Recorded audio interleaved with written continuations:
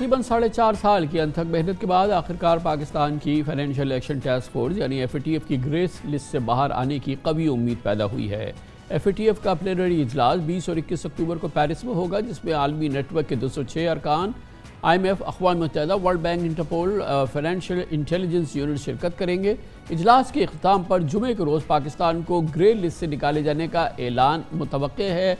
फ़िलहाल हम यही कह सकते हैं, मगर इम्कान वाज़े नज़र आ रहा है। 4 माह कबल बर्लिन में होने वाले FATF के इजलास में पाकिस्तान को ग्रे लिस्ट से निकालने पर मशरूत रजामंदी का इज़हार किया गया था। FATF के सदर ने बताया था कि पाकिस्तान ने FATF के तमाम 34 अहदाफ हासिल कर लिए हैं और FATF की टीम पाकिस्तान का दौरा करके ऑन साइट विजिट करेगी। इत्मीनान बख्श रिपोर्ट की सूरत में पाकिस्तान का नाम ग्रे लिस्ट से निकाल लिया जाएगा। इसके बाद 29 अगस्त से 2 सितंबर तक FATF और एशिया पैसिफिक ग्रुप के 15 रुकनी वफ़द ने पाकिस्तान का दौरा भी किया। दफ्तर ख़ारजा के मुताबिक दौरे का मकसद पाकिस्तान में इंसदाद दहशतगर्दी, मनी लॉन्ड्रिंग के निज़ाम में इस्लाहात की पायदारी की तौसीक़ करना था। जून 2018 में नून लीग की हुकूमत में पाकिस्तान को ग्रे लिस्ट में शामिल किया गया था। FATF को तहफ़्फ़ुज़ात थे कि पाकिस्तान टेरर फाइनेंसिंग और मनी लॉन्ड्रिंग की रोकथाम के मतलूबा इक़दाम नहीं उठा रहा। फिर तहरीक इंसाफ के दौरे हुकूमत में इस ज़िम्न में कानून साजी के लिए बहुत काम किया गया। इसके अलावा पिछली और मौजूदा हुकूमतों के साथ मिलकर पाक फ़ौज, स्टेट बैंक, FIA, FBR वगैरह ने बड़ी मेहनत की है। DG ISPR lieutenant general Babar Iftikhar ने इस साल जून में इस हवाले से की गई काविशों से कौम को आगाह किया था। 2019 में गवर्नमेंट की रिक्वेस्ट पे GHQ में चीफ ऑफ आर्मी स्टाफ की डायरेक्शंस पे DGMO के अंडर एक स्पेशल सेल कायम किया गया। इस सेल ने काम ये किया कि 30 से ज़ायद मुख्तलिफ महकमों, वजारतों और एजेंसीज के दरमियान कोऑर्डिनेशन मैकेनिज्म बनाया और फिर हर पॉइंट पर एक मुकम्मल एक्शन प्लान बनाया और इससे इन तमाम महकमों, वजारतों और एजेंसीज से अमल दरामद भी करवाया। और इस सेल ने दिन रात काम करके मनी लॉन्ड्रिंग और टेरर फाइनेंसिंग पर एक मौसर लाए अमल बना के दिया, जिसके ऊपर फिर तमाम डिपार्टमेंट्स ने उसके ऊपर अमल किया और उसकी वजह से अल्हम्दुलिल्लाह हमारे जो लेजिस्लेशन हुई, ये सारा कुछ चीफ ऑफ आर्मी स्टाफ की डायरेक्ट सुपरविजन में अंडर द DGMO ये काम हुआ। इन काविशों के नतीजे में अल्लाह का शुक्र है कि पाकिस्तान को आखिरकार इसी हफ्ते FATF की ग्रे लिस्ट से छुटकारा मिल सकता है। ये पाकिस्तान के बैनुल-अक़वामी इमेज के लिए एक बहुत सुकून की, एक बहुत पॉजिटिव डेवलपमेंट होगी। और सबसे अहम बात यह है कि इस दौरान, पिछले 4.5 साल के दौरान, पाकिस्तान के निज़ाम में, पाकिस्तान के माली निज़ाम में, बैंकारी निज़ाम में, पाकिस्तान में टेरर फाइनेंसिंग के हवाले से बहुत इस्लाहात हुई हैं। निज़ाम में बहुत अहसन तब्दीलियाँ आई हैं। इससे हमारे निज़ाम की सफाई हुई है, शफाफ हुआ है निज़ाम, और इस तरह से पाकिस्तान के इमेज के लिए ये एक बहुत अच्छी और बहुत पॉजिटिव डेवलपमेंट होगी। इस पर बात करने के लिए हमें ज्वाइन कर रहे हैं सिक्योरिटी और FATF अमूर के माहिर हैं, मुमताज़ कॉलमनिस्ट भी हैं, आमिर राना हमारे साथ मौजूद हैं। बहुत बहुत शुक्रिया आमिर राना साहब। हम पिछले 4.5 साल से इसी मौजू पे आपके साथ बात कर रहे हैं। Are we there? अब हम आपको भी लग रहा है कि अब इंशाल्लाह ये जुमे को हम इस ग्रे लिस्ट से निकल जाएंगे? जी बिल्कुल, इस मरतबा तो खासी कवी उम्मीद है और ये उम्मीद तो पिछले जून के इजलास में भी थी, लेकिन इसको मशरूत कर दिया गया था। आपके इल्म के अंदर है, आपने इसका जिक्र भी किया APG के विज़िट के साथ और FATF के एक विज़िट के साथ। और अभी तक जो रिपोर्ट आ रही हैं कि इनकी रिपोर्ट खासी पॉजिटिव है पाकिस्तान के हवाले से, और ये बड़ा खुशाइंद होगा कि पाकिस्तान इस मरतबा इस लिस्ट से निकल जाएगा। और ख़ास तौर के ऊपर ये देखिए कि पिछले 2 साल के अंदर ये पूरा FATF का रजीम खासा टाइट हुआ है। उसके अंदर UAE, तुर्की जैसे ममालिक भी हैं, और अगर पाकिस्तान उससे निकलता है तो यकीनन पाकिस्तान की क्रेडिट रेटिंग उससे खासी बेहतर होगी, बल्कि जो फ़ॉरेन जो इन्वेस्टर हैं उनकी तवज्जो भी पाकिस्तान की तरफ आएगी। और ख़ास तौर के ऊपर जो एक रुझान था ईस्ट एशिया की तरफ, अभी तक के जो अंदाज़े लगाए जा रहे हैं कि शायद जो है वो इन्वेस्टमेंट का रुख पाकिस्तान की तरफ भी हो और उस तरफ कुछ आसानी के रास्ते पाकिस्तान के लिए आए। लेकिन मेरा ख्याल है कि इसमें अभी खुशी की बात तो है कि पाकिस्तान निकल जाएगा, लेकिन अब जैसे हम जिक्र कर रहे हैं कि अब ये रजीम खासी सख्त होती जा रही है और ये पाकिस्तान निकल भी गया तो हमने जो मैकेनिज़म्स बनाए हैं उसको इंटैक्ट रखना पड़ेगा और उसको किसी भी तरीके की कोताही मेरा ख्याल है कि अब पाकिस्तान کی جو معیشت ہے وہ برداشت نہیں کر سکتی. اور اس میں ایک جو خبر آ رہی ہے جس کے اوپر مجھے تحفظات ہیں کہ پہلے تو ڈی جی ایم او کے تحت یہ سارا پورا پروسیس چلا اور بڑا ایکشن پلان دونوں جو فیٹف کے بڑی کامیابی سے امپلیمنٹ کیے گئے. اس میں خبر یہ آ رہی ہے کہ شاید نیکٹا کے ذمے یہ کوارڈینیشن کی اب ذمہ داری لگائی جائے گی. اس میں خاصے میرا خیال ہے شبہات ہیں کیونکہ ایک ایسی بیوروکریٹک یہ باڈی ہے جو آج تک کوئی اس کی کارکردگی سامنے نہیں آئی. میرا خیال ہے کہ جب ایف ایم یو جیسے ادارے پاکستان کے پاس ہیں اور اگر سی ٹی ڈیز کی کوارڈینیشن کے ساتھ اس میکینزمس کو بہتر بنانا چاہیے. اگر یہ اسی طریقے سے دوبارہ ایک ایسے بیوروکریٹک انسٹیٹیوشن کے حوالے کیا گیا تو یہ پاکستان کے اوپر یہ دوبارہ تلوار پھر لٹک سکتی ہے اور یہ جو اتنی بڑی کامیابی حاصل ہوئی ہے. ایک بات تو ہے کہ چاہے یہ بڑا ٹف رہا پاکستان کے لیے امیج کے حوالے سے جب یہ گرے لسٹ میں آیا پھر، لیکن جو اقدامات ہمیں کرنے پڑے اور جو ہم نے کیا یہ ہمارے لیے تو ایک بلیسنگ ان ڈسگائز ہی ہے. یہ بہت بڑی ہم نے اس دوران اصلاحات کیے ہیں، اوور ہال کیا ہے. ہمارا نظام بے پناہ فرسودہ اور بہت زیادہ ایک سسپیکٹ تھا. ہمارے پاس 3-4.5 کروڑ جعلی بینک اکاؤنٹس تھے، بے نامی ہمارے یہاں ٹرانزیکشن عام چیز تھی، منی لانڈرنگ وغیرہ تو کوئی مسئلہ ہی نہیں ہوا کرتا تھا. پھر اسی طرح سے ٹیرر فائنینسنگ کے حوالے سے بھی الزامات تھے کہ ایسا نہیں ہے کہ بے بنیاد تھے. یہ ہم بہت ہی ایک مشکل اور غلط سسٹم کے اندر ہم نے اپنے آپ کو محصور کیا ہوا تھا. بہرحال ایف ٹی ایف کے تحت یہ بڑی سکون، اطمینان اور بڑی ایک کمفرٹنگ چیز ہے کہ یہ چیزوں سے ہم نے چھٹکارا حاصل کیا ہے. جی بالکل. اس میں دیکھیے دو چیزیں میرا خیال ہے کہ اب ہدف کے اندر رہنی چاہیے. بھارت کا خاصا اثر و نفوذ ہے فیٹف کی اور اس کی جو اے پی جی افیلیٹڈ باڈیز ہیں اس کے اندر، اور بھارت نے اپنی جتنی لابنگ ہے ممبر بننے کے لیے فیٹف کی یہ کوششیں 2002 میں شروع کر دی تھیں جب یہ پورا انسٹیٹیوشن ایوالو ہو رہا تھا، اور 2010 کے اندر جا کے وہ ممبر بنا. اور اس نے آپ دیکھیے پاکستان جب پہلی مرتبہ دوبارہ اس کے اندر آیا ہے تو وہ بھارت کی وجہ سے ہی آیا تھا. تو پاکستان کو اب اس طرف پیش رفت کرنی چاہیے کہ کسی طریقے سے اس انٹرنیشنل بڑی امپورٹنٹ جو واچ ڈاگ باڈی ہے اس کا ممبر شپ کی طرف جائے. اے پی جی کے اندر پاکستان کا بڑا امپورٹنٹ رول ہے، بڑا اہم ممبر ہے، تو فیٹف کی طرف جانا چاہیے. دوسرا پھر میں بار بار دوبارہ آپ سے کے ذریعے بات کر رہا ہوں کہ جتنی کامیابیاں ہوئی ہیں وہ لیجسلیشن کے ذریعے ہوئیں، بہت کچھ میکینزمز جو درست ہوئے ہیں، لیکن یہ اس کو مستقل بنیادوں پہ اس کو جاری رکھنا یہ ایک بہت بڑا چیلنج ہوگا. ان دو چیزوں کے اوپر میرا خیال ہے کہ پاکستان کو فوکس کرنا چاہیے، فیٹف کی ممبرشپ کی طرف، اور جو کچھ میکینزمز بنے ہیں ان کو مضبوط سے مضبوط تر بنانا پڑے گا. تو یہ جو ہم نے انتظامات کیے ہیں، جو سسٹمز میں تبدیلیاں کی ہیں، قانون سازی کی ہے، بڑی الخریزی کی ہے، یہ ڈیوریبل نہیں ہے کیا؟ دیکھیے اس میں سب سے بڑی خامی ابھی جو دور کی پاکستان نے اور بار بار جس میں ہمیں ٹائم لگا، سب سے زیادہ 3 سال لگے، وہ قانون سازی اور پھر جو مقدمات ہیں اور اس کے جو فیصلے ہیں اس کے اوپر تحفظات ہوئے. اور جو پاکستان کو ریلیف ملنے کی توقع ہے اور خاصی قوی امید ہے، وہ آپ ان کی سٹیٹمنٹ آپ نے سنائی، اور مکمل اگر سٹیٹمنٹ پاکستان کے متعلق دیکھیں تو انہوں نے اپریشیٹ کیا کہ اب گریجولی پاکستان نے اس سمت کے اندر سفر شروع کر دیا ہے اور پاکستان کا عدالتی نظام بھی درست ہو رہا ہے اور لوگوں کو سزائیں دی جا رہی ہیں. اور اس کے اندر جو پچھلے کچھ سزائیں ہوئی ہیں، بڑی اہم سزائیں ہوئیں، خاص طور پہ ممبئی اٹیک کے اندر جو ایک شخص نامزد تھا اس کی جو سزا ہے، پھر جے یو ڈی کے کچھ لیڈرز کی سزا ہے.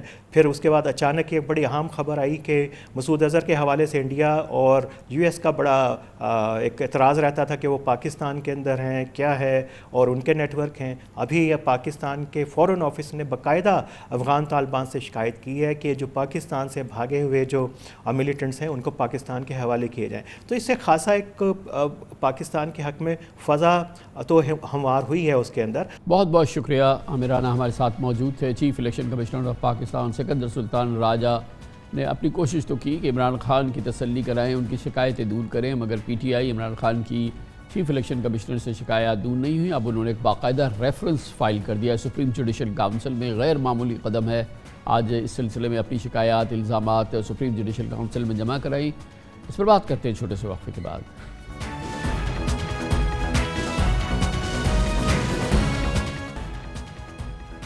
Welcome back. پاکستان تحریک انصاف کی جانب سے آج chief election commissioner Pakistan Sikandar Sultan Raja کے خلاف سپریم جوڈیشل کونسل میں ریفرنس جمع کرایا گیا۔ ریفرنس کے مطابق چیف الیکشن کمشنر جانبدار ہیں اور انہوں نے اپنے حلف اور کمیشن کے قواعد و ضوابط کی خلاف ورزی کی ہے، لہٰذا انہیں اپنے عہدے سے برطرف کیا جائے۔ اتفاق کی بات ہے کہ آج یہ سپریم جوڈیشل کونسل میں پی ٹی آئی کا ریفرنس اس دن جاری ہوا ہے جب الیکشن کمیشن آف پاکستان نے تیسری بار کراچی میں بلدیاتی انتخابات کا انعقاد التوا میں ڈال دیا۔ 20 جولائی سے الیکشن کمیشن آف پاکستان آپ تیسری بار کراچی میں بلدیاتی انتخابات کا التوا کر چکی ہے، اور اس سے پہلے 20 جولائی کو یہ عمل شروع ہوا تھا جب متوقع بارشوں کی وجہ سے کراچی میں انتخابات کا التوا کیا گیا تھا۔ آج پولیس اہلکاروں کی کمی کی وجہ بتاتے ہوئے الیکشن کا التوا کیا گیا ہے۔ اس حوالے سے کراچی کے لوگ اور عام طور پہ یہ تصور یہ ہے کہ کیونکہ پیپلز پارٹی اور سندھ کی حکومت یہ سمجھتی ہے کہ اس کے لیے یہ الیکشن جیتنا موجودہ سیاسی ماحول میں بہت مشکل ہو جائے گا، اس لیے سر توڑ مسلسل کوششیں جاری ہیں، جس کی بنیاد پر الیکشن کمیشن آف پاکستان اس انتخابات کو مسلسل اس کا التوا کر رہا ہے، اور اب تک 3 بار ایسا ہو چکا ہے۔ بہرحال سابق وزیر اعظم عمران خان اپنے دور حکومت سے ہی الیکشن کمشنر کی کارکردگی سے خوش نہیں ہے، وہ چاہے وہ ڈسکا الیکشن کا معاملہ ہو یا انتخابات میں ای وی ایم کے استعمال یا پھر سمندر پار پاکستانیوں کو ووٹ کا حق دینے کا معاملہ۔ عمران خان الیکشن کمیشن کے موقف سے مطمئن نہیں رہے اور حکومت سے نکالے جانے کے بعد سے سکندر سلطان راجہ کو عمران خان کی جانب سے مسلسل تنقید کا سامنا ہے۔ اس تنقید میں مزید اضافہ اس وقت ہوا جب جولائی میں الیکشن کمیشن نے 123 میں سے مخصوص 11 پی ٹی آئی اراکین اسمبلی کے استعفے منظور ہونے پر ڈی نوٹیفائی کر دیا، اور پھر اگست میں ممنوعہ فنڈنگ کیس میں تحریک انصاف کے خلاف فیصلہ دیتے ہوئے پارٹی کو شو کاز نوٹس کر دیا۔ ممنوعہ فنڈنگ کیس میں تحریک انصاف کے خلاف فیصلہ آنے کے ایک روز بعد تحریک انصاف نے chief election commissioner Sikandar Sultan Raja کے خلاف سپریم جوڈیشل کونسل میں ریفرنس دائر کرتے ہوئے انہیں عہدے سے ہٹانے کا مطالبہ کیا تھا، لیکن بعد میں یہ ریفرنس یہ کہہ کے واپس لیا تھا کہ اس میں ابھی مزید نکات شامل کیے جائیں گے۔ آج یہ ریفرنس ایک مرتبہ پھر دائر کیا گیا ہے، اس کی تفصیلات ہم دیتے ہیں آپ کو اس رپورٹ میں۔ پی ٹی آئی نے چیف الیکشن کمشنر کی برطرفی کے خلاف سپریم جوڈیشل کونسل میں دائر ریفرنس میں موقف اختیار کیا ہے کہ chief election commissioner Sikandar Sultan Raja نے حلف اور کمیشن کے قواعد و ضوابط کی خلاف ورزی کی ہے۔ انہوں نے پی ٹی آئی کے ارکان اسمبلی کے استعفوں کے معاملے پر جانبدارانہ رویہ اختیار کیا۔ 28 جولائی کو اسپیکر قومی اسمبلی نے پی ٹی آئی کے کچھ ارکان کے استعفے منظور کیے اور الیکشن کمیشن نے اگلے ہی روز ان کا فوری نوٹیفیکیشن جاری کر دیا۔ پی ٹی آئی کی جانب سے 123 اراکین قومی اسمبلی نے استعفیٰ دیا، جس کی الیکشن کمیشن نے منظوری نہیں دی۔ ریفرنس میں الزام عائد کیا گیا ہے کہ چیف الیکشن کمشنر نے نواز شریف کے کہنے پر من پسند 11 پی ٹی آئی ممبران کا استعفیٰ منظور کیا۔ چیف الیکشن کمشنر کا مرحلہ وار استعفوں کی منظوری مخصوص سیاسی جماعت کو فائدہ پہنچانے کے مترادف ہے۔ ریفرنس میں یہ بھی کہا گیا ہے کہ چیف الیکشن کمشنر کو فورن فنڈنگ کے حوالے سے 17 جماعتوں کی اکٹھے اسکروٹنی کی درخواست کی گئی، مگر چیف الیکشن کمشنر نے دیگر سیاسی جماعتوں کا کیس زیر التوا رکھا اور پی ٹی آئی کے خلاف فیصلہ سنا دیا۔ الیکشن کمیشن نے خیبر پختونخوا کے بلدیاتی انتخابات کے دوسرے مرحلے کو ملتوی نہیں کیا، جبکہ سندھ اور پنجاب میں ضمنی انتخابات کو ملتوی کرنے کی درخواست قبول کر لی۔ ریفرنس کے مطابق چیف الیکشن کمشنر نے اپنے حلف کی خلاف ورزی کی، وہ عہدے پر رہنے کی اہلیت نہیں رکھتے، لہٰذا چیف الیکشن کمشنر کو عہدے سے برطرف کیا جائے۔ اہم موضوع ہے اور اس پہ بات کرنے کے لیے ہم نے دعوت دی ہے بیرسٹر صلاح الدین کو، سابق صدر بھی ہیں سندھ ہائی کورٹ بار کے۔ بہت بہت شکریہ بیرسٹر صاحب۔ یہ فرمائیے گا کہ بہرحال قانون کے تحت ریفرنس تو فائل کیا جا سکتا ہے، یہ ایک الگ بات ہے کہ چیف الیکشن کمشنر کے خلاف آج تک پاکستان میں کوئی ریفرنس فائل نہیں کیا گیا۔ سپریم جوڈیشل کونسل میں آج پی ٹی آئی نے یہ ریفرنس فائل کیا ہے، اس کا حق تو ان کو ہے۔ جی بالکل، آئین اجازت دیتا ہے کہ آپ چیف الیکشن کمشنر کے خلاف اسی طریقے میں ریفرنس فائل کر سکتے ہیں جس طریقے سے آپ کسی ہائی کورٹ یا سپریم کورٹ کے جج کے خلاف ریفرنس فائل کرتے ہیں۔ وہ سپریم جوڈیشل کونسل کے پاس جاتا ہے اور وہی طریقہ کار پھر اپنایا جاتا ہے جو کہ کسی جج کے خلاف کیا جائے۔ تو بیرسٹر صاحب یہ فرمائیے گا کہ بادی النظر میں کہیں کہیں ہمیں بہت زیادتی بھی نظر آتی ہے جب عمران خان صاحب شکایات کرتے ہیں، اس کے لیے جس قسم کی زبان استعمال کرتے ہیں، بعض بار ایسا لگتا ہے کہ شکایات میں وزن بھی ہے، یعنی کہ ظاہر ہے کہ کچھ اس میں بات بھی نظر آتی ہے، اور آج جیسے کہ یہ ہوا ہے، ریفرنس فائل ہوا ہے، یہ اس دن ہوا ہے جب تیسری بار بلدیاتی انتخابات کراچی میں ملتوی کیے گئے ہیں اور جولائی سے یہ عمل ہے اور تیسری بار یہ عمل جاری ہے۔ لیکن بہرحال اس کا فیصلہ تو سپریم جوڈیشل کاؤنسل میں ہی ہوگا، لیکن الیکشن کمیشن آف پاکستان کے حوالے سے ایسا لگ رہا ہے بادی النظر میں کہ شکایات کی گنجائش ہے۔ جی کامران صاحب، اس میں دیکھیں جو سٹینڈرڈ ہوتا ہے آپ کو مس کانڈکٹ ثابت کرنا پڑتا ہے۔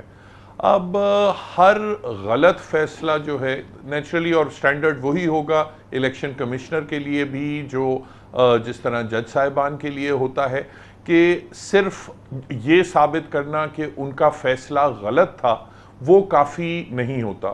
آپ کو مزید یہ ثابت کرنا پڑتا ہے کہ فیصلہ بدنیتی پہ مبنی تھا اور انہوں نے کوئی بدعنوانی کی ہے۔ وہ سٹینڈرڈ میٹ کرنا نیچرلی اس کا وہ زیادہ مشکل ہوتا ہے۔ اس چیز پہ ڈیفینیٹلی ڈیفرنٹ رائے دی جا سکتی ہیں، اور ڈیفینیٹلی آج جو لوکل گورنمنٹ کے حوالے سے کراچی کے جو معاملات ہیں، کراچی میں تو خیر وہ فلڈز ورڈز کی بھی اب وہ صورت یا بارشوں وغیرہ کا، پہلے تو اس لیے پوسٹ پونمنٹ تھی کہ بارشوں کا، اب وہ صورتحال نہیں ہے، تو میں نے فرینکلی ابھی تک دیکھا نہیں ہے کہ اس کی کیا جسٹیفیکیشن دی ہے مزید پوسٹ پونمنٹ کی۔ الیکشنز تو بہرحال ہونے چاہیے، لوکل گورنمنٹ کے آگے ہی کافی ڈیلیڈ ہیں، مگر یہ کہنا کہ غلط کیونکہ کوئی غلط فیصلہ ہوا ہے تو اس لیے مس کانڈکٹ ہوئی ہے، وہ میں نہیں سمجھتا۔ وہ اب دیکھنا پڑے گا کہ انہوں نے کیا کوئی شواہد، کوئی اب ثبوت ڈالے ہیں اپنے ریفرنس میں۔ تو طریقہ کار کیا ہوگا اس ریفرنس کو جب یہ سنا جائے گا، اور اس میں پھر وہی ہوگا جو کسی اعلیٰ عدالت کے جج کے لیے ہوتا ہے؟ جی بالکل ایگزیکٹلی وہی ہے، اور اس میں جو آئین کی شک ہے وہ یہ کہتی ہے کہ جو ہائی کورٹ کے ججز اور سپریم کورٹ کے ججز کے لیے جو آرٹیکل 209 ہے، اس میں یہ تصور کیا جائے گا کہ جہاں ریفرنس ایک جج کے بارے میں ہے تو اس میں یہ تصور کیا جائے گا کہ وہ چیف الیکشن کمشنر کے بارے میں ہے، تو تمام تر جو طریقہ کار ہوگا وہ ایگزیکٹلی یہ ہوگا۔ اور اس میں جو سپریم جوڈیشل کاؤنسل ہوتی ہے، اس میں 3 سینئر موسٹ سپریم کورٹ کے جو جج صاحب، چیف جسٹس اور سپریم کورٹ کے جج صاحبان ہوتے ہیں، اور 2 جو ہائی کورٹس کے سینئر چیف جسٹسز ہوتے ہیں، جو کہ ابھی سندھ ہائی کورٹ کے چیف جسٹس ہیں اور اسلام آباد ہائی کورٹ کے چیف جسٹس ہیں، وہ اس سپریم جوڈیشل کاؤنسل میں اس معاملے کی وہ اس کو ایگزامن کریں۔ اور پھر یہ سپریم جوڈیشل کاؤنسل ان تمام معاملات کی پیس خود طے کرتی ہے، مطلب ایک بار یہ چلا تو گیا، لیکن اس کا فیصلہ کب آئے گا؟ تو جیسے پاکستان کے کسی بھی عدالت کے مقدمے کا ہوتا ہے کہ ہمیں نہیں پتہ ہوتا کہ اس کا کیا فیصلہ آئے گا، تو پھر ریفرنس فائل ہونا ایک الگ بات ہے اور اس کا فیصلہ آنا جلد وہ ایک الگ بات ہے۔ جی بالکل، سپریم جوڈیشل کاؤنسل اپنا جو طریقہ کار ہے وہ خود طے کرتی ہے، اور ماضی میں ہم نے دیکھا ہے کہ کئی سال بھی لگے ہیں ریفرنسز کو پروسیس کرنے میں، تو یہ نیچرلی اب سپریم جوڈیشل کاؤنسل کی اپنی ثوابدید ہوگی۔ بہت شکریہ جناب بیرسٹر صلاح الدین ہمارے ساتھ موجود تھے۔ کمرشل بریک اس دوران نیوز ہیڈ لائنز دیکھیں، اس کے بعد ہم اپنے پروگرام کے باقی حصے کے ساتھ واپس آئیں گے۔ آج پاکستان کے کرمنل جسٹس سسٹم کے شہرۂ آفاق شاہ زیب قتل کیس کا 10 سال بعد بالآخر فیصلہ ہو گیا۔ یہ بہت اہم کیس تھا۔ سپریم کورٹ نے شاہ زیب قتل کیس کے مرکزی ملزم شاہ رخ جتوئی، جن کی شہرت یہ تھی کہ وہ پاکستان کے سرکاری ٹھیکیداروں کے سب سے بڑے ٹھیکیدار کے صاحبزادے ہیں، ان سمیت دیگر ملزمان کو بری کر دیا۔ جسٹس اعجاز الاحسن کی سربراہی میں 3 رکنی بینچ کے سامنے شاہ رخ جتوئی کی وکیل لطیف کھوسہ نے دلائل دیے کہ فریقین کا پہلے ہی راضی نامہ ہو چکا ہے اور ملزمان کا دہشت پھیلانے کا کوئی ارادہ نہیں تھا، جبکہ اس قتل کے واقعے کو دہشت گردی کا رنگ دیا گیا۔ اس کے بعد عدالت نے کیس کے ملزم شاہ رخ جتوئی، سجاد تالپور، سراج تالپور اور غلام مرتضی لاشاری کو کیس سے بری کر دیا۔ 25 دسمبر 2012 کو کراچی کے علاقے ڈیفنس میں شاہ رخ جتوئی سمیت 4 ملزمان نے فائرنگ کر کے 20 سالہ نوجوان شاہ زیب کو قتل کر دیا تھا، جس کے بعد پورے ملک میں سول سوسائٹی کے احتجاج ہوئے تھے، مظاہرے ہوئے تھے۔ سپریم کورٹ آف پاکستان کے از خود نوٹس اور بااثر سیاسی حلقے اس کے بعد متحرک نظر آئے۔ ملزمان کی گرفتاریاں، ان کی سزائیں، پھر سزاؤں کی معطلی اور فریقین کے درمیان صلح اور دہشت گردی کی دفعات کے تحت کیس کی طوالت کی تاریخ 10 برسوں پر محیط ہے۔ پاکستانیوں نے اس کیس میں بڑی دلچسپی دکھائی اور 10 سال سے وہ کرمنل جسٹس سسٹم میں دیکھنے کے متمنی تھے کہ غریب کے ساتھ اور امیر کے ساتھ سلوک کیا ہوتا ہے انصاف کے معاملوں میں، عدالتی معاملوں میں اور قید کے معاملوں میں۔ 10 سال تک سیشن کورٹ سے انسداد دہشت گردی عدالت اور سندھ ہائی کورٹ سے سپریم کورٹ تک زیر سماعت رہنے والے اس کیس سے یہ حقیقت آشکار ہوئی کہ پاکستان کا کرمنل جسٹس سسٹم بر وقت اور غیر مشکوک انصاف کی فراہمی میں اب بھی تنازعات کے حصار میں نظر آتا ہے۔ ہمارے ہاں کبھی ملزمان پکڑے ہی نہیں جاتے، جبکہ بعض کیسز میں ملزمان برسوں قید میں سڑتے رہتے ہیں۔ بے آسرا عام ملزمان تو سنوائی کو ترستے رہتے ہیں، لیکن ہمارا مجروح نظام انصاف کبھی امیر کو بھی نہیں بخشتا۔ شاہ رخ جتوئی نے بھی 10 سال مفلوج زندگی گزاری۔ مقتول شاہ زیب کے والدین نے 67 کروڑ روپے مالیت کی دیت لے کر ملزمان کو معاف کیا۔ دیت پہ 27 کروڑ روپے نقد، ڈیفنس میں بنگلہ، آسٹریلیا میں فلیٹ اور امیگریشن کے اخراجات شامل تھے۔ شاہ زیب قتل کیس سندھ میں اپنی نوعیت کا دوسرا بڑا واقعہ ہے، جس میں مقتول کے لواحقین نے مجرمان سے راضی نامہ کرنے میں عافیت جانی۔ پچھلے مہینے ناظم جوکھیو قتل کیس میں ورثاء نے پیپلز پارٹی کے ایم این اے جام کریم، اس کے چھوٹے بھائی رکن سندھ اسمبلی جام اویس سے دیت کے عوض اصلاح حاصل کر لی۔ یہ اپنی نوعیت کا ایک غیر معمولی کیس ہے اور اس پہ ہم بات کرتے ہیں۔ ہمارے ساتھ موجود ہیں کرمنل معاملات کے بہت ہی سینئر لائر ہیں، شاہ رخ جتوئی کو بھی ریپرزینٹ کرتے رہے ہیں۔ ہمارے ساتھ موجود ہیں جناب شوکت حیات۔ بہت بہت شکریہ شوکت حیات صاحب۔ آپ بتائیے گا کہ آج بالآخر سپریم کورٹ آف پاکستان سے ایکویٹل ہو گیا یہ سارے معاملات کا، تو گویا کہ سپریم کورٹ آف پاکستان یہ سمجھتی ہے کہ یہ غلط ان لوگوں کو گرفتار کیا گیا تھا، ان کی کوئی انوالومنٹ نہیں تھی اس قتل میں، یا جو اب تک سزائیں ہوئی ہیں وہ معطل ہوئی ہیں؟ کیا معاملہ ہے؟ مطلب کیا ہم یہ سمجھیں کہ 10 سال کے بعد سپریم کورٹ نے ان سب کو بالکل معصوم قرار دیا ہے؟ اور پھر اگر یہ ایسے ہی ہے تو 10 سال تک ان کی زندگی جو مفلوج رہی، ان کی جوانی جو ہے وہ 10 سال تک اس سلسلے میں ظاہر ہے کہ بری طرح سے متاثر ہوئی ہے، تو اس کا کون ذمہ دار ہوگا؟ دیکھیے جناب، یہ ٹرائل کورٹ نے تو بر وقت یہ فیصلہ دے دیا تھا، کوئی 6-7 مہینے کے اندر انہوں نے اپنا فیصلہ سنا دیا تھا اینٹی ٹیررسٹ کورٹ نے۔ شاہ رخ جتوئی کو اور سراج تالپور کو سزائے موت اور باقی دونوں کو عمر قید دے دی تھی۔ ہائی کورٹ کے اندر یہ 23 دسمبر کے اندر جا کے یہ فیصلہ سنایا گیا، جس میں مرحوم جو ہیں ڈیسیز اپنے شاہ زیب، ان کے والد اور فیملی نے کمپرومائز کر لیا تھا۔ اس کے نتیجے میں قانونی طور پر وہ حق پہ ہیں کہ بھائی وہ کمپرومائز کر سکتے ہیں ایک ایسا مرڈر کیس، اور کورٹ نے یہ آفٹر ایویڈنس جو تھا ریکارڈ پہ آیا، اس کو ایویلیویٹ کرنے کے بعد کہا کہ 80 ایکٹ آف ٹیررزم اپلائی نہیں ہوتا، اس لیے اس کیس کو انہوں نے ٹرانسفر کر دیا تھا session court for proceeding under murder case, اور اس دوران اس کی ضمانت بھی ہو گئی۔ اسی دوران میں میڈیا نے اس کو ہائی لائٹ کیا اسٹرانگلی، اور اس وقت کے چیف جسٹس صاحب نے اس کو سو موٹو بھی لیا، اور سوشل میڈیا نے کرمنل اپیل بھی داخل کی، اور آخر کار فیبروری 2018 میں سپریم کورٹ نے یہ کیس ریمانڈ بیک کیا سندھ ہائی کورٹ کو کہ جہاں سے اپیل آپ نے کنکلوڈ کی تھی وہاں سے ان اپیلوں کو دوبارہ سنا جائے اور ڈیسائیڈ کیا جائے، اور اس کو دوبارہ سنا گیا، اور 2019 کے اندر دوبارہ ایک بہت ایلیبوریٹڈ ججمنٹ دی گئی سندھ ہائی کورٹ نے، تمام ایویڈنس کو بہت بٹ بائی بٹ اس کو کنسیڈر کرنے کے بعد ایویڈنس اور میٹیریل کو اس نتیجے پہ پہنچی کہ یہ ایکٹ آف ٹیررزم ہے، جس کے تحت انہوں نے ڈیتھ سینٹنس کو لائف میں کنورٹ کر دیا اور فائن رہنے دیا، اور مرڈر کیس کے اندر ان کو چونکہ کمپرومائز ہو گیا تھا ان کو ڈسچارج کر دیا، ریلیز کر دیا۔ سبسیکوینٹلی اس کے خلاف اب جو اپیل تھی سپریم کورٹ میں، جس کا آج ڈیسیژن آیا ہے، اور جو شارٹ آرڈر میں نے دیکھا ہے اس کے تحت سپریم کورٹ نے جو پوائنٹ کنسیڈر کیا ہے وہ ایک ہی پوائنٹ ان کے سامنے تھا کہ under the circumstances at that time act of terrorism ہوا ہے یا نہیں، کیا اس وقت کا جو ایکٹ تھا Shah Rukh Jatoi on his part وہ جو ایکٹ آف ٹیررزم کی سیکشن 6(1)(a) اور B کی ڈیفینیشن میں کہ کوئی انٹینشن اور پہلے اللیگل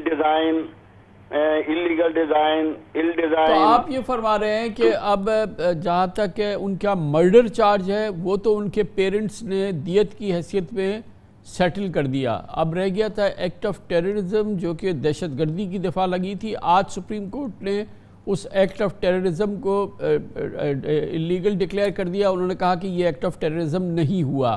اس طرح سے مکمل طور پہ بریت ہو گئی شاہ رخ کی اور ان کے جو دوسرے ملزمان تھی. اور ان کے جو 10 سال رہے ہیں. کویشچن یہ ہے کہ یہ جو long incarceration of the persons ہیں in view of the long trial اور اس کی بیک گراؤنڈ میں اس کی کوئی ریمیڈی موجود نہیں ہے ہماری انڈر دی جوڈیشل سسٹم. یہ اس کو کنسیڈر کرنا چاہیے جس کے لیے ہم آلویز اسٹریس کرتے ہیں. مگر شوکت حیات صاحب یہ بتائیے گا کہ بالآخر ظاہر ہے کہ اتنی بڑی انہوں نے سیٹلمنٹ کی جو ڈیسیز تھے جو مقتول تھے ان کے پیرنٹس کے ساتھ، اور ایک اتنا بڑا وہ ساری تفصیلات ہم سب کے سامنے ہے. یقینی طور پہ یہ بہرحال دیت کے تحت انہوں نے سیٹل کی، لیکن وہ بڑے کے لیے آسانی اور سہولت، اگر کوئی غریب آدمی ہوتا، کوئی مڈل کلاس آدمی ہوتا تو وہ اس قسم کی آفرز نہیں دے سکتا تھا نا مقتول کو. انہوں نے اپنے لیے یہ سہولت حاصل کی نا، ایک طرح سے خریدی. کامران صاحب میں آپ سے متفق ہوں. یہ جو ہمارا دیت کے لاز ہیں یہ دیکھیں، یہ ہمیشہ جو لا کو ہے طاقتور آدمی ہی، پیسے والا ہی آدمی ہی، وہی آدمی انفلوئنس کرتا ہے اور وہ دے بھی سکتا ہے. دیت کی جو سرکاری طور پر ویلیو ہے وہ 36,630 گرام چاندی ہے. آج کی قیمت میں وہ لاکھوں روپیہ بنتی ہے. غریب آدمی تو افورڈ ہی نہیں کر سکتا. وہ تو جو یہ کرائم ہوتے ہیں وہ تو ہوتے غربت کی وجہ سے ہیں.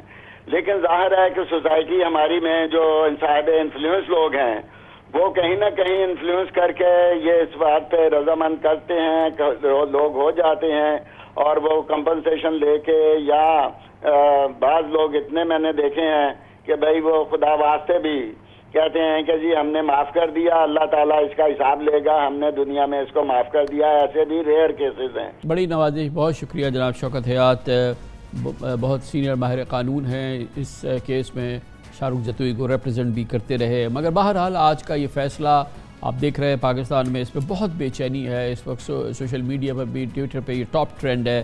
پاکستانی اس پورے معاملے پہ بہت بے چین اس پہ بات کرتے ہیں اور اس کے لیے ہم نے دعوت دی ہے. ہمارے ساتھ موجود ہیں جبران ناصر، سماجی کارکن ہیں، انسانی حقوق کی بہت ہی متحرک کارکن ہیں. بہت بہت شکریہ جبران ناصر صاحب. بتائیے گا کہ کیا آپ دیکھ رہے ہیں نتیجہ؟ بظاہر اگر ہم اپنی نگاہ سے دیکھیں تو یہ ایک معاملہ ایسا ہے جس میں جیسے لگتا ہے کہ شاہ رخ جتوئی یا دوسرے ملزمان کے ساتھ بڑی زیادتی ہو گئی، کیونکہ جو ان پر قتل کا معاملہ تھا وہ تو سیٹل کر لیا. ان کے پیرنٹ نے پاکستان کے قوانین کے تحت دیت لی انہوں نے، اور ان کی سیٹلمنٹ ہو گئی. پھر رہ گئی تھی دہشت گردی کی ایک دفعہ، اور وہ آج سپریم کورٹ آف پاکستان نے ختم کر دی. تو یہ پوچھ سکتے ہیں اس کے والدین یا ان کے دوسرے لوگ، تو پھر یہ 10 سال جو ان بچوں کے ضائع ہوئے ہیں یا یہ مجروح ہوئے ہیں یا جو جس کیفیت سے یہ گزرے ہیں، یہ کون اس کا کہاں سے مداوع ہوگا؟ السلام علیکم کامران صاحب، پروگرام میں مدعو کرنے کے لیے شکریہ. کراچی کا سرفراز جو کہ لا انفورسمنٹ ایجنسیز کے ہاتھوں مارا گیا ہو، یا ریمنڈ ڈیوس کے ہاتھوں جو لوگ شہید ہوئے، یا شاہزیب خان ہو، یا ناظم جھوکی ہو جو حالیہ کیس چل رہا ہے، ہمیں ایک ٹرینڈ تو یہ نظر آتا ہے کہ قصاص اور دیت کا قانون جو کہ 1990 میں پاکستان میں انٹروڈیوس کرایا گیا، جس کے بعد بنیادی مفہوم یہ تھا کہ مرڈر جو ہے اب ریاست کے خلاف کرائم نہیں ہے، مرڈر جو ہے مرنے والے کے خاندان کے خلاف کرائم ہے. اس لیے سزا یا جزا معافی جو بھی ہے یہ آپ نے خاندان کے ہاتھ میں دے دی اور یہ آپ نے لاز امینڈ کر دی ہے.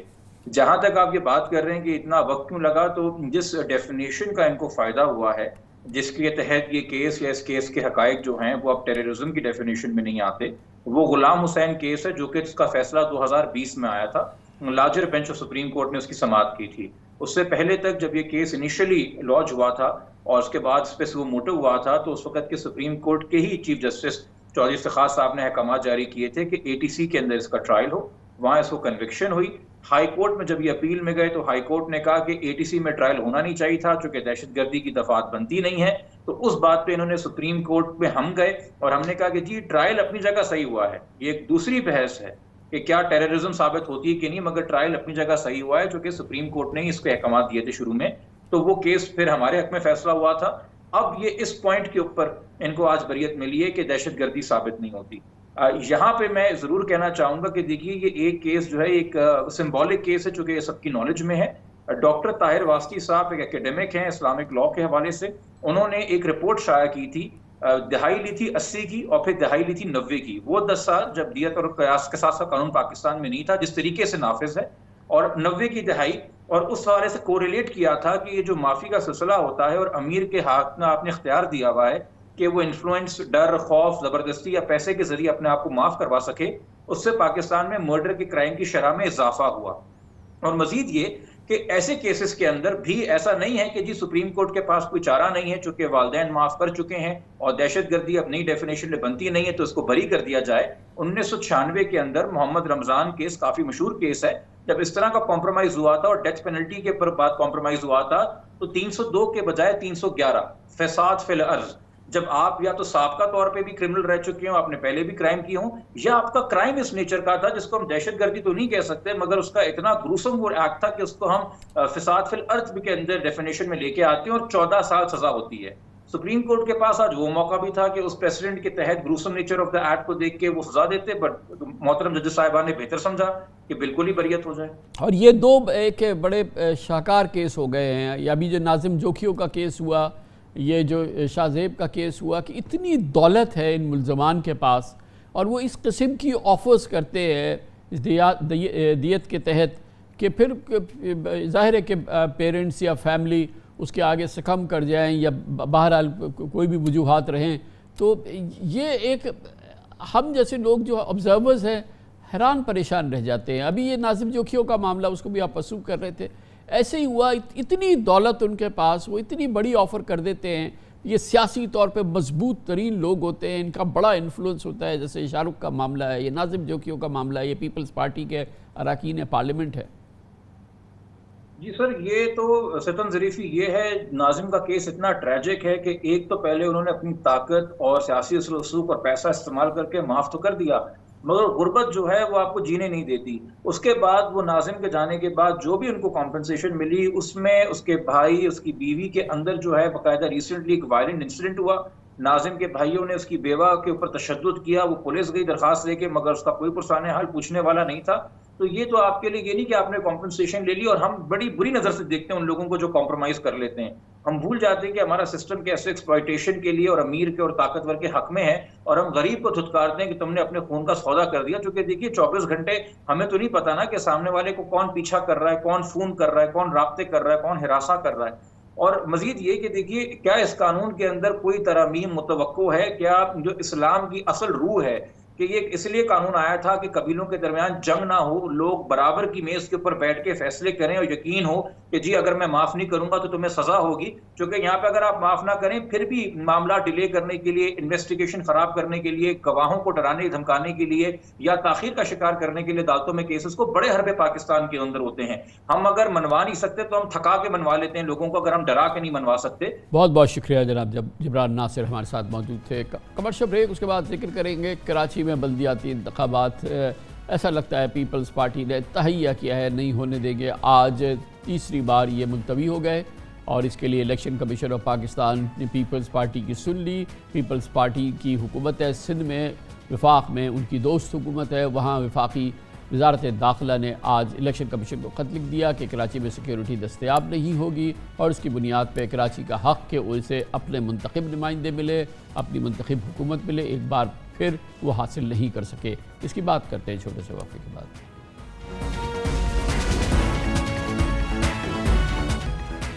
کراچی والوں کی پرزور خواہش، مطالبہ اور دعا ہے کسی صورت سے کراچی میں بھی منتخب حکومت آئے، عوام کو اپنا حق رائے دہی ملے اور اس طرح سے ان کو اپنی حکومتیں مل سکیں، مقامی حکومتیں مل سکیں، با اختیار مقامی حکومتیں مل سکیں، اور اس کے لیے بلدیاتی انتخابات انتہائی ضروری بات ہے۔ مگر لگتا ہے کہ پیپلز پارٹی نے اور اس کی حکومت نے فیصلہ کیا ہے کہ جہاں تک ہو سکے اس کو روکا جائے اور بلدیاتی انتخابات نہ ہو سکے اور حالات میں وہ تبدیلی جو آ سکتی ہے وہ نہ آ پائے۔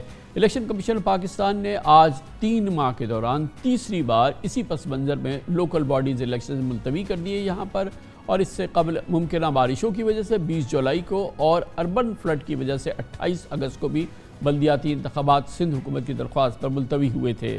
اس بار سندھ حکومت کے الیکشن کے التوا کے لیے پولیس کی نفری نہ ہونے کا عذر پیش کیا جا رہا ہے، جبکہ وفاقی وزارت داخلہ نے پولیس کی عدم دستیابی کی جواز کی توثیق کر دی ہے، اور بظاہر الیکشن کمیشن نے چوں چرا کیے بغیر تیسری بار شہباز حکومت اور سندھ حکومت کے حکم پر تعمیل کی ہے اور الیکشنز کو ایک بار پھر ملتوی کر دیا ہے۔ یہ وہ عمل ہے جو سندھ میں یہ الیکشن کمیشن جو ہے جولائی سے کر رہا ہے، اور اس طرح سے یہ ایک بہت بڑا بحرانی سی صورتحال ہے۔ لگتا ہے پیپلز پارٹی کراچی میں Imran Khan, P T I کی بے پناہ عوامی مقبولیت اور جماعت اسلامی کے بڑھتے ہوئے سیاسی اثر و رسوخ اور سندھ حکومت کی ناقص کارکردگی سے خوفزدہ ہے، کراچی کے رد عمل سے خوفزدہ ہے، اور حال میں کراچی میں بلدیاتی انتخابات کرانے سے جان چھڑانا چاہتی ہے۔ جماعت اسلامی کراچی کے امیر حافظ نعیم الرحمان نے آج میڈیا سے گفتگو میں کہا کہ الیکشن کا التوا آئین اور جمہوریت کی خلاف ورزی ہے۔ اس بات پہ کوئی شک نہیں، کراچی میں بلدیاتی الیکشن کا التوا پیپلز پارٹی کے سندھ حکومت کی خواہش، وفاق میں شہباز حکومت کی مرضی اور الیکشن کمیشن کی توثیق کے بعد عمل میں آیا ہے۔ الیکشن کمیشن کے اعلامیے کے مطابق آج چیف الیکشن کمشنر سردار سکندر سلطان راجہ کی زیر صدارت اجلاس کو سیکرٹری داخلہ نے بریف کیا کہ سندھ حکومت نے درخواست کی ہے کہ صوبے میں 16,000 سے زائد پولیس اہلکاروں کی کمی ہے۔ کراچی پولیس کے اہلکار سیلاب سے متاثرہ اضلاع میں اضافی فرائض انجام دے رہے ہیں، اس لیے بلدیاتی الیکشن کو 3 ماہ کے لیے ملتوی کیے جائے۔ اعلامیے میں الیکشن کمیشن نے قرار دیا کہ اب اس کے پاس کوئی چارہ نہیں کہ کراچی میں بلدیاتی انتخابات ملتوی کر دیے جائیں۔ الیکشن کمیشن کا 15 دن بعد دوبارہ اجلاس ہوگا، جس میں دیکھتے ہیں کہ الیکشن کمیشن پاکستان کیا فیصلہ کرتا ہے۔ آج کی اس اور بہت اہم ڈیولپمنٹ پہ بات کرتے ہیں، ہمیں پی ٹی آئی کا موقف دیں گے۔ ہمارے ساتھ موجود ہیں جناب عمران اسماعیل، سابق گورنر سندھ۔ بہت بہت شکریہ عمران اسماعیل صاحب، فرمائیے گا کہ یہ کیا سچویشن ہے؟ یہ تیسری بار بلدیاتی انتخاب جو ہے التوا کا شکار ہوا ہے۔ بظاہر پیپلز پارٹی کو اور سندھ حکومت کو جولائی میں بارشوں کے خوف سے 20 جولائی کو ایک ملتوی کیا گیا، اور آج ہم پھر آ گئے ہیں 18 اکتوبر تک۔ کوئی مزاحمت کا سامنا نہیں ہے، جس انداز سے چاہتے ہیں یہ الیکشن ملتوی کرا دیتے ہیں، اور الیکشن کمیشن آف پاکستان تو بالکل بنا چون چرا جو ان سے کہا جاتا ہے وہ کر لیتے ہیں۔ شکریہ کامران بھائی۔ دیکھیں، بات یہ ہے کہ سندھ حکومت پہلے دن سے خوفزدہ ہے بلدیاتی انتخابات شہری علاقوں میں کرانے کے لیے، اور جہاں جہاں ان کو ایم کیو ایم کی سپورٹ تھی وہاں سے بھی یہ اب ان سے ایم کیو ایم سے بھی دل برداشتہ ہو رہے ہیں، کیونکہ ایم کیو ایم کی بھی اب کوئی سپورٹ رہی نہیں۔ خواب یہ تھا کہ پیپلز پارٹی اور ایم کیو ایم مل کے کراچی میں بلدیاتی حکومت قائم کریں گے، ایک کا میئر ہوگا، ایک کا ڈپٹی میئر ہوگا، اس طرح کی باتیں اندر چل رہی تھیں۔ لیکن اب انہوں نے جب دیکھا ہے کہ خود کی تو M Q M Peoples Party کی کوئی گراؤنڈ ہے نہیں کراچی میں، اور انہوں نے دیکھا کہ ایم کیو ایم کا بھی گراؤنڈ سلپ ہو گیا ہے، اور وہ شکست فاشت ان کو ہوئی ہے ابھی جو بائی الیکشنز ہوئے اس کے اندر۔ اور جو الیکشن کمیشن ہے یہ ایک مسلسل کھلواڑ کر رہی ہے، یہ تیسری دفعہ انہوں نے اس کو کینسل کیا یا پوسٹپون کیا ہے، اور الیکشن سے 3 دن پہلے 4 دن پہلے یہ فیصلہ لے لیتے ہیں۔ اس سے پہلے امیدواروں کے ہزاروں لاکھوں روپے خرچ ہو جاتے ہیں، وہ اپنی ایفرٹ کرتے ہیں، تھک جاتے ہیں، اور اس کے بعد جب الیکشن کا وقت آتا ہے تو پوسٹپون کر دیتے ہیں۔ یہ باقاعدہ بائی ڈیزائن یہ پیپلز پارٹی کے ساتھ ہینڈ ان گلو ہے۔ یہ الیکشن کمشنر، یہ الیکشن کمیشن یہ باعث ہے، یہ پارٹی بن چکے ہیں، یہ آزادانہ غیر منصفانہ انتخابات نہیں کرا سکتے، کیونکہ یہ شہباز شریف اور یہ جو ہماری پیپلز پارٹی کی حکومت ہے ان کے اشاروں پر یہ چل رہے ہیں مسلسل، اور ہر وہ کیس جو آتا ہے اس کا فیصلہ ہمارے خلاف اور ان کے حق میں جاتا ہے۔ جس طرح یہ خواہش کا اب آپ کا کیا جواب ہے اس سلسلے میں؟ اب آپ کی کیا حکمت عملی ہے؟ ہم کل انشاءاللہ سپریم کورٹ سے رجوع کریں گے، اور ہم بڑے پیمانے پر احتجاج بھی اس کے اوپر پلان کر رہے ہیں، جس کا آغاز ہم انشاءاللہ مزار قائد سے کریں گے، اور یہ احتجاج ہمارا مسلسل چلے گا جب تک یہ ہمیں الیکشن کی تاریخ نہیں دیتے۔ یہ بتائیے گا عمران اسماعیل صاحب کہ یہ الیکشن ہو رہے ہیں، اس میں ایک ظاہر ہے کہ پی ٹی آئی کی مقبولیت اپنی جگہ ہے، جماعت اسلامی کو بھی لوگ دیکھ رہے ہیں، اس کا بھی اثر ہے، نفوذ ہے۔ آپ اس الیکشن میں جانے سے پہلے اور اس دوران آپ کی جماعت اسلامی سے کیسے تعلقات ہیں؟ کیونکہ ایجنڈا ایک ہے، ایک پوائنٹ ہے، اور ایک جیسا پروگرام ہے، اور ظاہر ہے کہ دونوں پیپلز پارٹی سے آپ لوگ اور پیپلز پارٹی کی 15 سالہ حکومت سے بے پناہ شکایات ہیں۔ تو آپ کا تو بالکل ایک سملر قسم کی ایک پوزیشننگ ہے، تو اس میں کیا آپ کے تعلقات کیسے ہیں جماعت اسلامی سے؟ نہیں، تعلقات تو ہمارے خراب نہیں ہیں جماعت اسلامی سے، لیکن ہم نے کہیں پہ بھی جماعت کے ساتھ کوئی ایڈجسٹمنٹ نہیں کی۔ جماعت اسلامی نے اپنے لوگوں کو کھڑا کیا ہے، تحریک انصاف نے اپنے لوگوں کو کھڑا کیا ہے۔ ممکن ہے کہ انتخابات کے بعد کوئی بات چیت ایسی ہو جائے کہ جس سے گورنمنٹ فارم کرنے میں دونوں ایک دوسرے کا ساتھ دے سکیں، لیکن فی الحال ایسی کوئی چیز نہیں ہے۔ آپ یہ سمجھتے ہیں کہ پہلے ہم الیکشن لڑ لیں، وہ اپنا الیکشن لڑ لیں، جب رزلٹ سامنے آئیں تو آپ اس آپشن کو اوپن رکھ رہے ہیں، ایک ایکٹیو آپشن ہے کہ جب رزلٹس آ جائیں تو آپ جماعت اسلامی اور آپ پھر مل کے جو ہے وہ اگر حکومت سازی کر سکیں؟ میرا تو خیال یہ ہے کامران بھائی کہ ہمیں شاید ضرورت ہی نہ پڑے کسی کی الائنس کی، کیونکہ میں سمجھتا ہوں کہ پاکستان تحریک انصاف آج اس پوزیشن میں ہے کہ ملک میں کہیں سے بھی کسی قسم کا بھی انتخاب ہو، تحریک انصاف اسے جیتے گی، کیونکہ Imran Khan undoubtedly most popular leader ہیں پاکستان کے اس وقت۔ تو وہ میں یعنی ان کی مدد سے حکومت بنانے کی بات نہیں کر رہا، لیکن تو آپ نے ارخریزی کی ہے کینڈیڈیٹس کے سلیکشن میں، یعنی کہ ظاہر ہے کہ کراچی ایک پڑھا لکھا شہر ہے، اس کا اپنا ایک بیک گراؤنڈ ہے، اور پھر آپ نے کافی ارخریزی کی ہے اپنے کینڈیڈیٹس کے سلیکشن میں؟ جی کامران بھائی، ایک ایک کو بڑے غور سے فکر سے دیکھ کے سوچ سمجھ کے ان کو فیلڈ میں اتارا گیا ہے۔ ممکن ہے کہیں کوتاہی بھی ہوئی ہو یا ممکن ہے کہیں غلطی ہو گئی ہو، ایز ہیومن ایرر ہو سکتا ہے، لیکن ہم نے اپنی طرف سے کوشش کی ہے کہ جو تحریک انصاف کے ورکرز ہیں، جو ڈیووٹڈ ورکرز ہیں، جو اپنے علاقے میں نیک نام رکھتے ہیں، انہیں وہاں اتارا جائے علاقوں کے اندر۔ اور انشاءاللہ مجھے امید ہے کہ یہ انتخابات تو مجھے بہت ہی افسوس ہوا اس کا کہ یہ جو 23 تاریخ والے انہوں نے پوسٹ پون کیے ہیں تیسری بار، انشاءاللہ جب بھی انتخابات ہوتے ہیں پاکستان تحریک انصاف یہ مارکہ مارے گی۔ اور آپ جو سپریم کورٹ جا رہے ہیں وہ الیکشن کمیشن آف پاکستان کے خلاف جائیں گے؟ جی، الیکشن کمیشن آف پاکستان کے خلاف جائیں گے، اس لیے کہ آج ہم نے ایک کاپی جمع کرانے کے لیے الیکشن کمیشن جانے کی کوشش کی، میں نے اور علی زیدی نے اپنے وکلاء سمیت، تو انہوں نے اندر سے بند کر کے تالا لگا دیا گیٹ پہ، اور انہوں نے اندر تک نہیں آنے دیا، اور وہاں گیٹ کے ادھر سے چوکیدار بول رہا ہے کہ جی اندر میٹنگ چل رہی ہے۔ بھئی کون سی میٹنگ چل رہی ہے؟ ہم باہر آئے ہیں، کاپی ہمارے ہاتھ میں ہے، کوئی مسلح نہیں ہے، کوئی جھٹا نہیں ہے، ہم تو سیدھے اندر آئے ہیں آپ کے پاس ایک کاپی آپ کو جمع کرانے کے لیے، وہ انہوں نے لینے سے انکار کر دیا۔ تو ہمارے لیے تو الیکشن کمیشن کے دروازوں پہ تالا لگا ہوا ہے، دل تو کر رہا تھا کہ باہر سے میں بھی ایک تالا لگا کے چلا جاؤں۔ تو اب آپ الیکشن کمیشن کے خلاف جا رہے ہیں، سپریم کورٹ پہ ہیں؟ جی، الیکشن کمیشن کے خلاف سپریم کورٹ جائیں گے کہ الیکشن کمیشن باعث ہے یہ ہر وہ دیکھیں ان کی جو آڈیو لیکس آئی تھیں اس میں بھی آپ نے سنا تھا کہ جو ان کی خواہشات تھیں وہ من پوری ہوئی، اسی ڈیٹ پہ پوری ہوئی جس ڈیٹ کی فرمائش ہو رہی تھی۔ تو یہ کیسے آزاد ہو سکتے ہیں اور کیسے یہ انتخابات کرا سکتے ہیں؟ یہ تو ڈیلے پہ ڈیلے ان کی فرمائش پہ کرا رہے ہیں۔ یعنی سندھ حکومت کے پاس نفری ہے وفاقی حکومت کو دینے کے لیے، عمران خان کی لانگ مارچ روکنے کے لیے، لیکن سندھ حکومت کے پاس نفری نہیں ہے کراچی کے 7 اضلاع میں انتخابات کرانے کے لیے۔ بڑا فنی سٹیٹمنٹ ہے اور الیکشن کمیشن اپہیلڈ کرتا ہے اس کو۔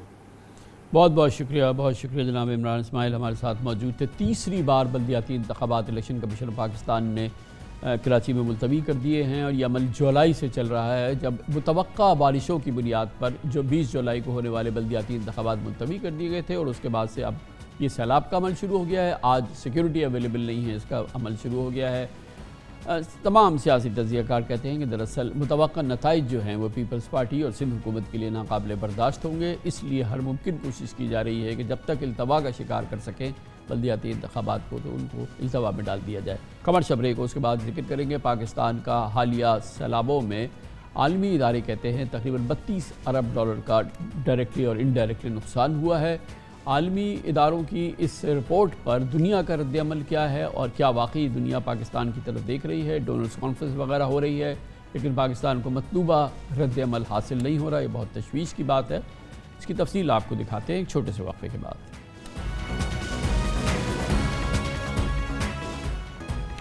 ملک میں سیلابی ریلے اپنے پیچھے تباہی، بربادی، المیوں اور لاچارگی کی انگنت داستانیں چھوڑ گئے۔ سینکڑوں علاقوں میں تاحد نگاہ پانی ہی پانی اور ڈوبی ہوئی فصلیں، مرجھائے ہوئے چہروں کے ہجوم، اجڑی ہوئی املاک اور ملیاں میٹ انفراسٹرکچر ہے۔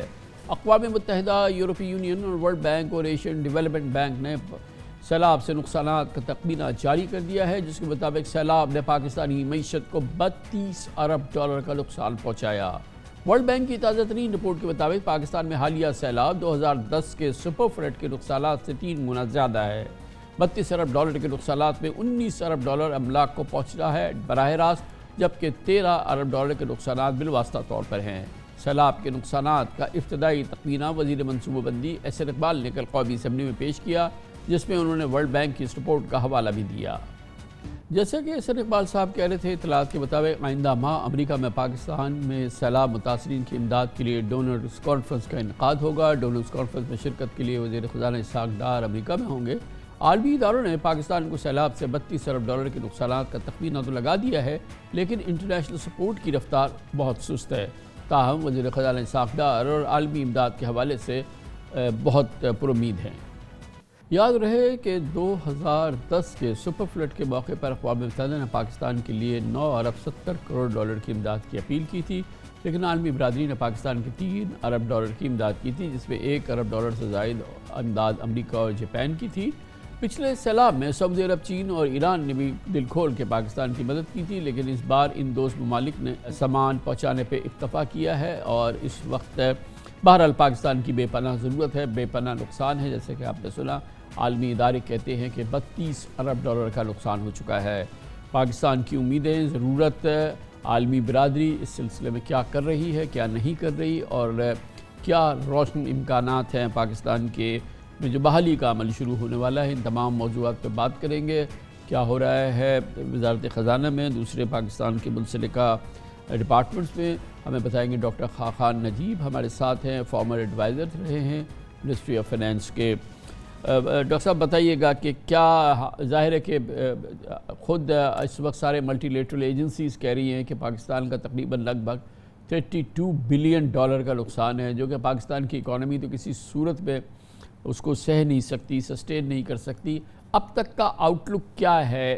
اب تک کی جو ہمیں اس سلسلے میں مدد آئی ہے، فائنینشیل مدد آئی ہے، سپورٹ آئی ہے، وہ کہاں ہے؟ اور آگے کی جو سالڈ ہمیں امید نظر آ رہی ہے یا جو ہمیں یقین ہے کہ جو سپورٹ انٹرنیشنل آئے گی، اس کے بارے میں کیا آپ کی معلومات ہے؟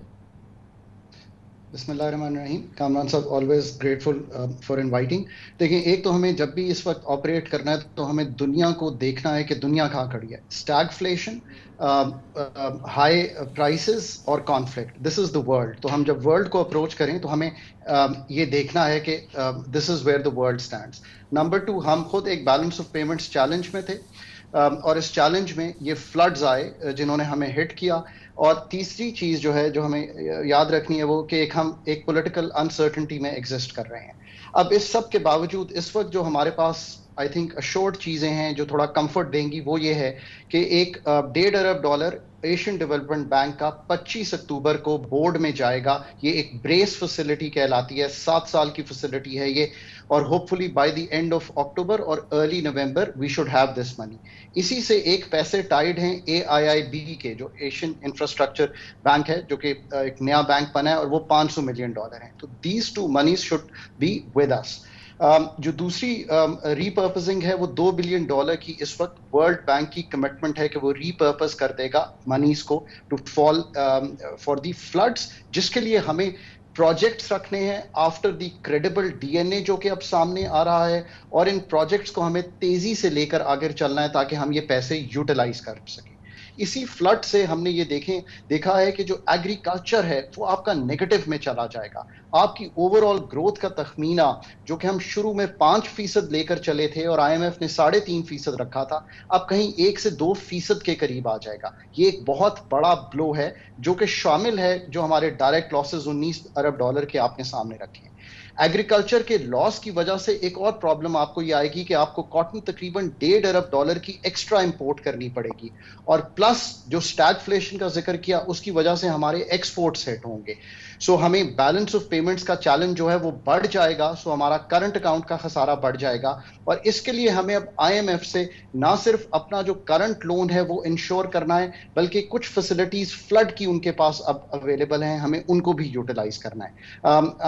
I've heard के कुछ इस पे बातचीत भी हुई है और फंड शायद फोर्थ कमिंग होगा as we move forward with them. सो एक तो ये उसके साथ, पर ये तय करने के लिए 25 अक्टूबर के बाद किसी वक्त अर्ली नवंबर में आप ये देखेंगे कि IMF का हमारी इंगेजमेंट शुरू होगी 9th रिव्यू की। हमें इंश्योर करना है कि हम 9th रिव्यू में ये नया मैक्रो फ्रेमवर्क, और इसमें एक और चीज जो बड़ी चैलेंजिंग है वो है हमारी इन्फ्लेशन का नंबर। फंड का ये ख्याल था कि इन्फ्लेशन अंडर 20% रहेगी। हमने 11.5 का नंबर अपने इनिशियल तखमीने में लिया जब प्लानिंग कमीशन का था, पर अब ये नंबर शायद बढ़ के 23% के करीब चला जाएगा ऑन दी एवरेज। सो हमें ये भी देखना है कि हमारा जो PDL है, हमारे जो इलेक्ट्रिसिटी टैरिफ है, हमारा जो गैस टैरिफ है, वो अब फंड के साथ कैसे तय करना है। बिकॉज याद रखिए कि डायरेक्टली इन्फ्लेशन अफेक्ट करती है उन 33 मिलियन लोगों को जो कि फ्लड हिट हैं। अपने जो एक्सटर्नल लायबिलिटीज़ हैं उनके भी मसले हैं। हमने जो है अपने रोल ओवर्स करने हैं, फिर चाइना के साथ रोल ओवर करना है, और साइड बाय साइड ये बहुत बड़ा प्रेशर हम पर है ना, इसको भी हमने मैनेज करना है किसी न किसी सूरत से।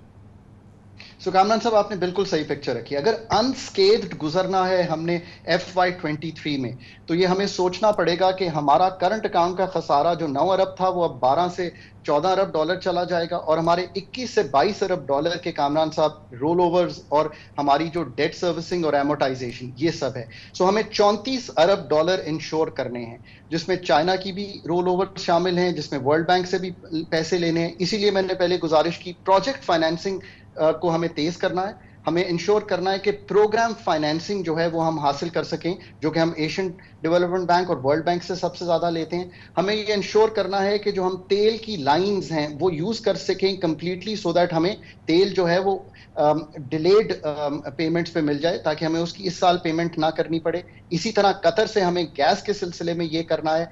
हमें ये इंश्योर करना है कि हमारे प्रोजेक्ट लोन्स जो हैं वो फॉल इन कर रहे हों, और जो 7 से 8 अरब डॉलर का हमने रोल ओवर करना है जिसका आपने जिक्र किया वो अवेलेबल हो। हमें रीफाइनेंस करना चाहिए। 1 अरब डॉलर 5 दिसंबर को ड्यू है, पाकिस्तान ने देना है, और हमें इसकी रोल ओवर की बात करनी चाहिए। और हमें फिर कोई रीस्ट्रक्चरिंग की बात उस 27 अरब डॉलर की जो नॉन पेरिस है उसकी जरूर करनी चाहिए। और मैं बारहा ये कहता हूं कि हमने 3.7 अरब डॉलर की एक रोल ओवर किया है जो हमने G20 की कंट्रीज के इनिशिएटिव पे किया है। इसका कोई ताल्लुक नहीं है कि हम कमर्शियल या बॉन्ड पे किसी तरह से भी कोई हम रोल ओवर मांग रहे हैं। ये एक कमर्शियल ट्रांजैक्शन है, ये एक नॉन कमर्शियल ट्रांजैक्शन है जिसपे हम रोल ओवर या हम मांग रहे हैं कि हमें टाइम दिया जाए। बहुत बहुत शुक्रिया डॉक्टर खाखान नजीब हमारे साथ मौजूद थे। बहुत तफसील से पाकिस्तान की ज़रूरत और उम्मीदें आपके सामने रख रहे थे, और इसमें मसाइल जो दरपेश हैं वो भी आपके सामने थे। इसके साथ ही हमारे आज के प्रोग्राम का ख़िताम होता है। कामरान खान को इजाज़त।